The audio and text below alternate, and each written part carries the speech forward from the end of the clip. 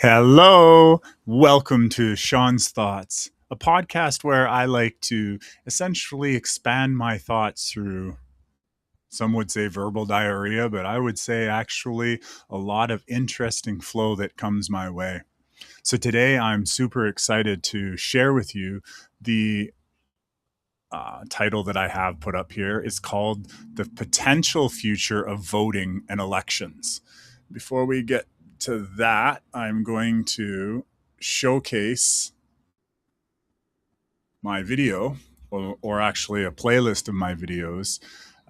Yeah, going forward, I kind of wanted, to highlight and share with you some of my amazing work that I've been working on for a very long time. And I'm super excited to showcase this one with you specifically because it adds something visually to stimulate while we essentially talk about something that for many people, they might feel that it's somewhat boring. And the reason why maybe it's boring is because in the past, to be honest, I don't believe we ever had as much control over our electoral system than I could have ever imagined. And, even now, when you look across in Canada, for example, with the so called leaders that we elected crossing over to the other side, well, that definitely goes to show perhaps that our voting abilities perhaps weren't as, effective as we'd hope. And so today I kind of wanted to talk to you about something or share with you some ideas that I had. Keeping in mind these are ideas, I recognize that we've had our political system for such a long time, longer than I ever remember, longer than my mother, longer than my grandmother, longer than a lot of other people perhaps could remember. And maybe there was a time at one point in time where our system was different. They say that democracy was created by, or at least thought by a guy named Plato or something, a guy long, long time ago. And yet we live in a world which is dramatically different. In fact, we have technologies now that people 50 years ago perhaps couldn't even have imagined having. And so the systems that we run off of, such as using paper ballots, perhaps isn't as necessary in a world where, digital communications is very, very I don't know, advanced, we'll call it. I'm trying to stay away from jumping into any sort of conspiratorial talk and, just sticking with the things that we perhaps, many people perhaps could connect with. And so currently we run most places in the world on a system where a lot of the voting is done with paper votes and, computer tabulation machines and such. And yet there is a considerable opportunity perhaps to utilize authentic and transparent communication and technology to allow us to have more of a, dynamically balanced system where rather than having families that perhaps were always the ones who had the money, therefore they had the ability to, pay all those fees and advertising and campaigns and such, but to have a system of governance that perhaps was truly for the people by the people. And so on my blueprints playlist, which this video is definitely going to be a part of, I love talking about all of the possibilities. See, the videos that we're watching right now, they are part of my Illuminating Language series and also part of my I Foresee series. And these series essentially foresee, or more importantly, envision different aspects of possibility. And that's truly what my Blueprints playlist is about. It's about exploring the possibilities of what could be as opposed to what is. Because I think that when we draw back the limitations and we step into our light and our authority of who we are as sovereign beings and recognize that we, if we truly do wish to live in a world that is balanced and honest and authentic and transparent and all those other high vibing words that, would make this world or perhaps help this world to be such a fantastic, amazing place to exist in, then maybe we need to look at the systems that we've allowed to, whether it's to control our lives or influence our lives or run our lives, that we examine those exact places within our life, those systems that we utilize right now, and see if perhaps through conversation and discussion that there is maybe a better way for us to, you know, do things. And so one of the things that I had, or the ideas that perhaps that came to me, was utilizing our technology to allow us to essentially truly govern ourselves. I mean, in a world where there are 8 billion people, not everyone is essentially, when we're living in a society, going to be the person, you know, standing on the stage and making some of the hard decisions. But yet, through technology, perhaps we could essentially truly elect real leaders who would stand for what we believe in as a, you know, a sovereign being in a community of others. And as I said, you know, there are a lot of different possibilities of what could be in the future coming forward. And so this particular talk that I'm doing with you today is simply a way for us to explore different ideas. And even though I may give a stellar presentation today, perhaps there would be things or systems or ways that other people would prefer. And maybe that's where we go in the future, is doing things differently for a while through different groups coming together and doing things their own way until we find a way back to one, a way back from the separation that we have been mired in for such a long time, perhaps sometime since the great mud floods, maybe. But, anyways, so, what I wanted to, and I'm super excited to share and talk to you about, is my ideas for revolutionizing perhaps our voting system and making elections truly about electing the leader, the person that we truly feel represents ourselves. So, I've had this, you know, thought come through my mind, and I did do other videos on my channel, not this one, but when I was doing videos just with my cell phone and I was kind of just talking to myself, I did a rather long talk on the idea or the possibility of a new style of voting. And so that's what I want to bring to you today. And I recognize that this is a very long introduction to my idea, but bear with me, it's worth it. And I guarantee you that if you choose to like, subscribe, comment, and all those other beautiful things that would show your engagement and your, you know, desire to live in a world, I'm just, you know, the truck driving by with a super loud noise again.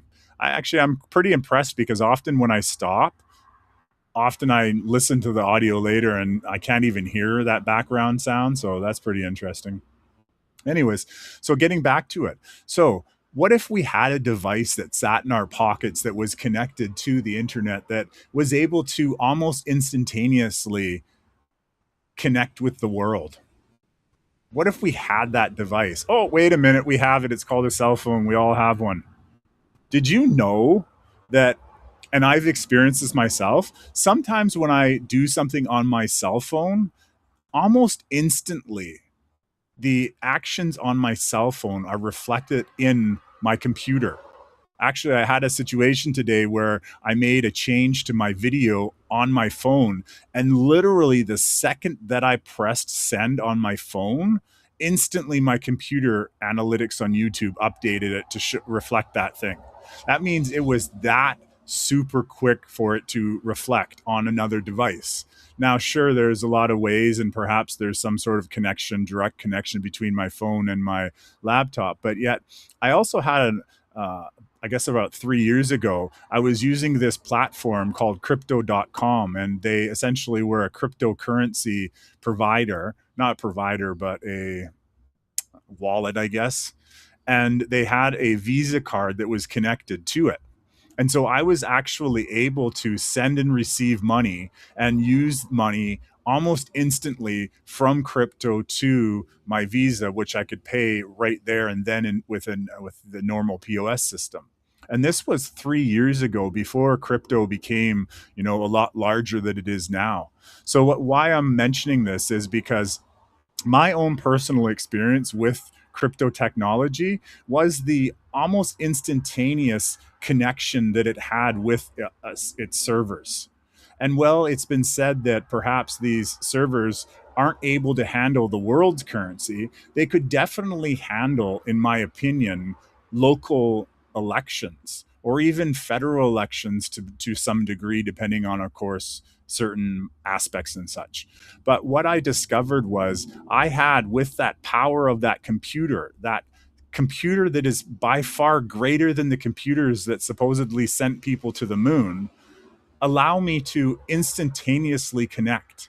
Not only that, we can honestly see people right now when we're on the phone. We can see if they're texting. We can actually see them in what we'll say is real time. And so the connection aspect of the device that sits in our pocket that we call the mobile phone is actually almost to a degree a supercomputer. And it has, very close to quantum aspects to it. And especially now that we move into more of a quantum age, I truly do see the possibility. And this is just a possibility, unline, caps lock, italics, whatever you'd like. It's a discussion to bring in technology when it comes to our voting. See, however you have your voting right now, and I'm sure there's a lot of different ways and this and that to do it, we could possibly in the future utilize our mobile phones so that we could, and I say we, I mean that every sovereign being, every part of a community, every part of a state, a province, or a country, if we really need to have that, every human being or Homo sapien on the planet could essentially participate in the electing process of their own leaders. And there could be a way where those phones could even be utilized without, interference, to allow people to connect directly with the people. And there's a whole process. We can't have, well, we may not want to have like 500 different people running for every political thing, but what if for all offices we had an ability for the average person to utilize the phone in their pocket to create videos, to create live streams, to promote their ideas, to promote their platforms? And what if we used those, videos that we receive from those peoples also to hold ourselves and our elected officials accountable for what they did? Now imagine this. You're sitting there, it's election time, you've got your phone, you know who you really want to vote for, and suddenly the polls open. And then through your phone, you have the ability to essentially select the person that you're wanting to vote for, or whatever it is that's being voted for. And you have it through a list of options on your phone, and you're doing it from the safety of and the convenience of your own home. And what if all of those votes were completely transparent? What if we didn't live in a world where people worried about who other people voted for, and everyone was confident about who they voted for? And if they wanted to make sure their vote was counted, what if you actually, published who everyone voted for? Wouldn't that be an amazing thing to ensure that the person that you were voting for was the person that was actually, sitting in that office, that city hall, that government, wherever it is, doing the work that they had promised you they were going to do, and you knew that your vote was tabulated? See, we live in a world where the computers, as I was mentioning before, are amazing.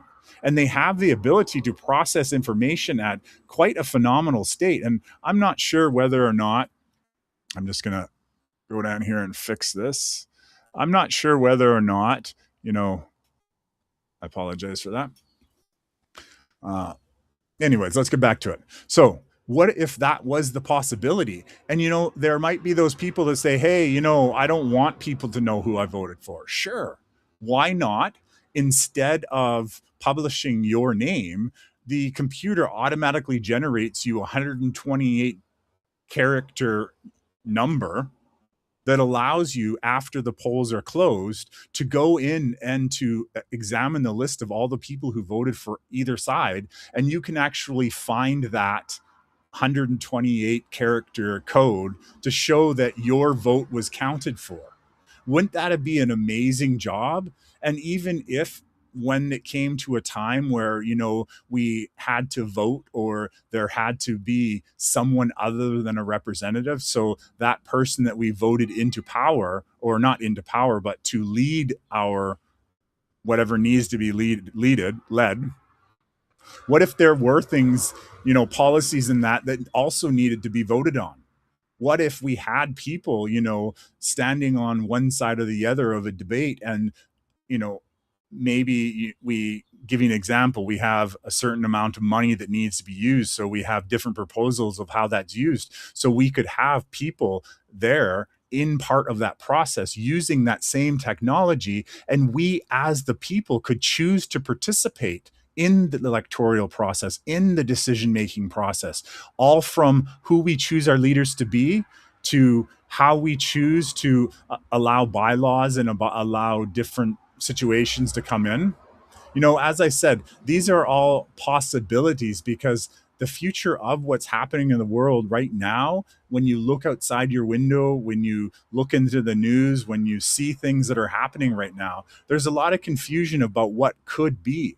And so essentially on my channel, Shawn's Thoughts, I'm always imagining so many different possibilities. I'm allowing myself to remain open, to allow for whatever does come to come. And if we were to have more, control, not control, it's such a wrong word, but if we were to have more say about who we chose to bring into our lives, that who we essentially elected rather than selected those leaders to lead, to give our society, our new earth, our new civilization, perhaps even direction, and that we were all participatory in that whole process. And with the cell phone in our hands, and the idea that, being authentic and clarity is allowed and all that lovely stuff, that we could therefore ensure that we were being led properly, not led as in the way we were once led before, where, we voted, we are uncertain whether or not we even got our voted counted, and then we realized our voted didn't get counted, and we suddenly found out, hey, there's all the same groups of people that they just keep doing it one time after the other. Yeah, there's a policy about every 8 years, people have to change, but then, in Canada we saw that change as well. And we keep looking at things and they keep being less than we thought they were. And then, as I've mentioned before, when I was growing up and talking to my grandmother, she always tell me, oh, they got us this time, but we'll get them next time.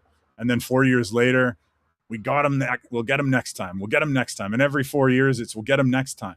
Because when we don't have full clarity, it makes transparency considerably harder, especially when the story or the narrative or the theatrical show episode or the whole season of theatrical political episodes seems to be in distortive realities sometimes. And so I just imagine being able to have more power and using that phone to essentially not only collect all the information directly from the person that's, leading that campaign, whether it's a potentially elected official or it's someone who's putting a proposal for community funding or whatever it is, or even for people that, want to get funded by the community. Maybe we also could have that they could engage directly from phone to phone, or, there might be servers and things in between. But when it comes down to the voting process, that everyone in the community, everyone that is essentially affected by that vote, would therefore be permitted to cast a vote for that. Wouldn't that be liberating? To know that your voice mattered all the way, to know that, you mattered, but more importantly, to ensure that that person follows through with the things that they say they're going to do, and that even this would allow us to do votes more frequently rather than having to leave it for, another 4 years. If, people start following through with what they're going to do, you could have elections run at any point in time. So there could be a system of no vote confidence. If a person didn't want to do it, or they just decided, this isn't for me, you could run elections at your own rate and allow them to be transparent and, funded by people themselves. rather than having to get donors and having to run campaigns where you have to get people to part with their money, because that potentially leads to favors being owed after. Regardless of how you look at the situation, if people are donating money and large donations, we see it on the TV all the time. There's an expectation of, I need to be looked after.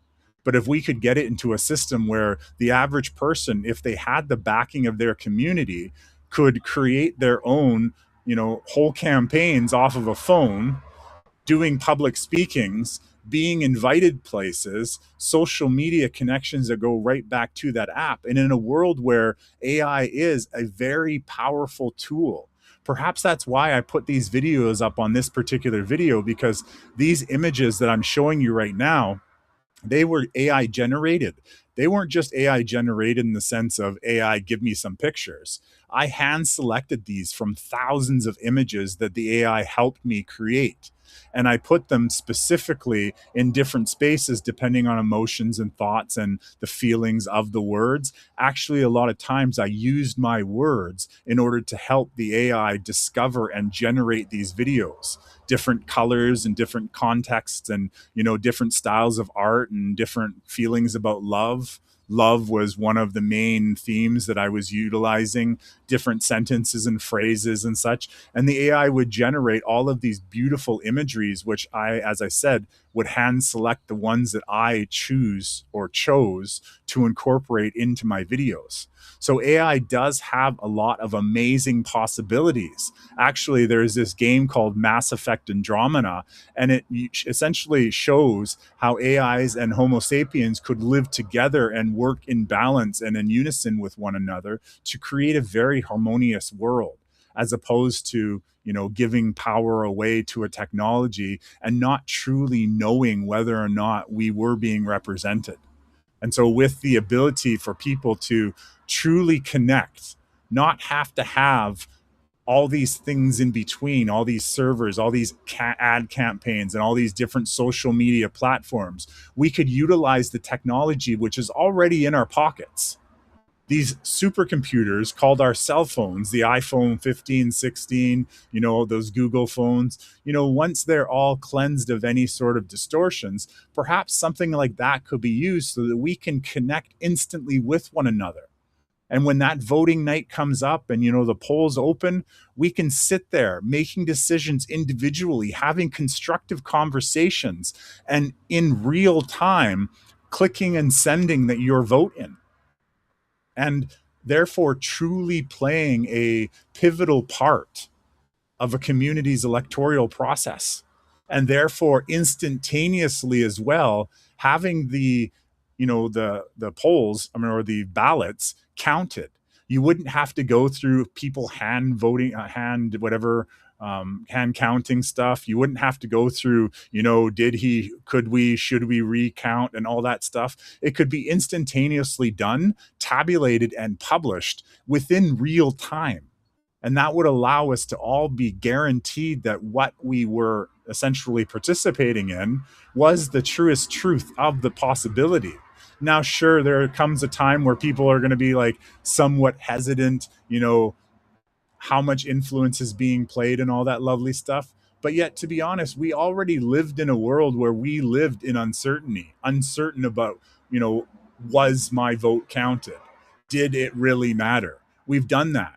And so maybe it's time to create change, to be a part of that change, to visualize things in a potentially brand new, different way so that we could, elevate ourselves to being participants, being true players in the game that we call politics, and not being so connected or stuck on having to worry and spend so much time worrying and fighting and debating about, what happened, what could have happened, what should have happened, and, play more of a role in our own leadership and lead ourselves. And as I said, when there's new community projects that are coming up, we could use the same technology, the same process to allow people to campaign for their ideas of what they believe can be happening. So therefore we could, live in a better world that we all honestly deserve. So I'm going to leave it there because I don't want to start running in circles with what I'm saying. And I thank so many people for arriving here and spending this time and sharing their attention with me. And like I said before, this isn't about me telling people what we should do. This is me simply opening up a conversation that we could perhaps live differently, be more connected, and, take our sovereignty back and stand in our own light with clarity, honesty, and transparency, and not worry about who voted for who. Just do the thing and then move on from there and all play a part. And, if people don't want to vote, you can do that too. Why not? If people don't want to vote, why would they have to? Maybe they don't like anyone who's up for election, so they vote no election, or they vote redo election. So if we have three people up and, a majority of the people prefer redo the election, their voices could be heard as well. And we could move into a time of true blessings with strong elected leadership who will support the people that they voted for and will continue to do it even past the election time, and, getting their salaries and such, that they would still stand for everything they ever said. And, we could hold people, all of them ourselves, accountable for the world we live in. So thank you so much for sharing your time and attention with me, my voice, and these lovely images of so much love. So thank you so much. I hope that you will comment and, share this video in communities that truly are looking for change and new leadership. Have a wonderful day, and I'll see everyone soon.